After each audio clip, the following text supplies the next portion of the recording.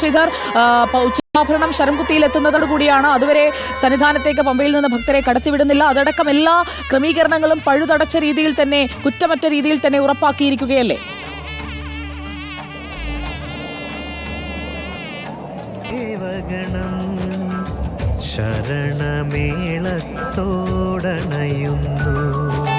തീർച്ചയായും സുജയ, തീർത്ഥാടന കാലം എല്ലാം തന്നെ എല്ലാ ക്രമീകരണങ്ങളും പൂർത്തിയാക്കി ഈ ഒരു മകരവിളക്ക് ഉത്സവത്തിന്റെ സമാപനത്തിലേക്ക് കടക്കുകയാണ്. എന്തായാലും 12 മണിക്ക് മുമ്പായിരുന്നു ഭക്തരെ കടത്തിവിട്ടത്. 12 മണി മുതൽ പമ്പയിൽ നിന്നും കനത്ത നിയന്ത്രണം ഏർപ്പെടുത്തിയിട്ടുണ്ട്. സുരക്ഷാ സംവിധാനത്തിന്റെ ഭാഗമായി എല്ലാ രീതിയിലും പഴുതടച്ച ക്രമീകരണങ്ങൾ പൂർത്തീകരിച്ചിട്ടുണ്ട്. 3 വ്യൂ പോയിന്റുകളാണ് പമ്പയിൽ ഉള്ളത്. അത് വ്യൂ പോയിന്റ് ക്രമീകരിച്ചിട്ടുണ്ട് 3 സ്ഥലങ്ങളിൽ നിന്ന്.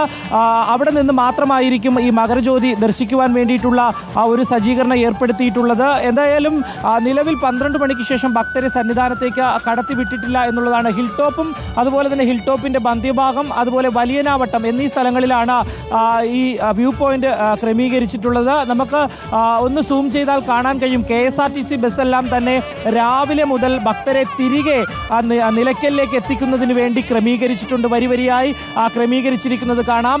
അവിടെ നിന്ന്, അതായത് വിളക്ക് ദർശനത്തിന് ശേഷം ഓരോ ഘട്ടമായി അല്ലെങ്കിൽ ഓരോ ടീമായി സുരക്ഷാ സംവിധാനങ്ങളോടുകൂടി മലയിറങ്ങി വരുന്ന ഭക്തർക്ക് എല്ലാ സൗകര്യങ്ങളും ഒരുക്കി അവരെ നിലയ്ക്കലിലേക്ക് എത്തിക്കുവാൻ വേണ്ടി 800 KSRTC ബസ്സുകളാണ് സജ്ജീകരിച്ചിട്ടുള്ളത്.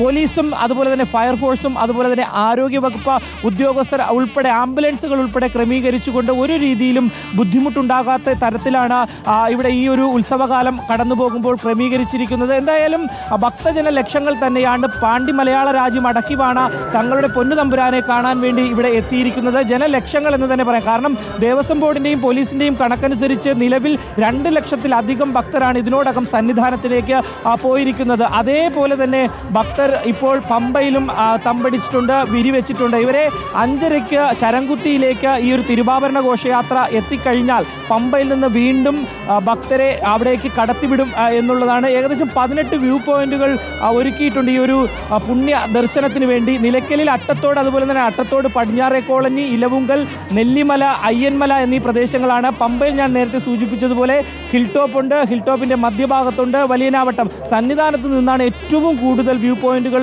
ഉള്ളത് ദർശനത്തിന് വേണ്ടി. പാണ്ടിത്താവളമുണ്ട്, ദർശനം കോംപ്ലക്സിന്റെ പരിസരത്തുണ്ട്, അന്നദാന മണ്ഡപത്തിന്റെ മുൻവശം, അതുപോലെ തന്നെ തിരുമുറ്റത്തിന്റെ തെക്കുഭാഗമുണ്ട്, ആഴിയുടെ പരിസരമുണ്ട്, കൊപ്രാക്കളം, ജ്യോതി നഗർ, ഫോറസ്റ്റ് ഓഫീസിന്റെ മുൻവശം, വാട്ടർ അതോറിറ്റി ഓഫീസിന്റെ പരിസരം. പക്ഷേ ഏറ്റവും പ്രധാനപ്പെട്ട ഒരു നിർദ്ദേശം നൽകുന്നത് ഈ മരങ്ങളുടെ മുകളിലോ വാട്ടർ ടാങ്കുകളുടെ, അത് വളരെ പ്രധാനപ്പെട്ട ഒരു നിർദ്ദേശമാണ് റിനു ശ്രീധർ. നമുക്ക് നമ്മുടെ പ്രിയപ്പെട്ട ഭക്തജനങ്ങൾ ഇത് കേൾക്കുന്നുണ്ട് എങ്കിൽ അവരോട് കൂടിയാണ്.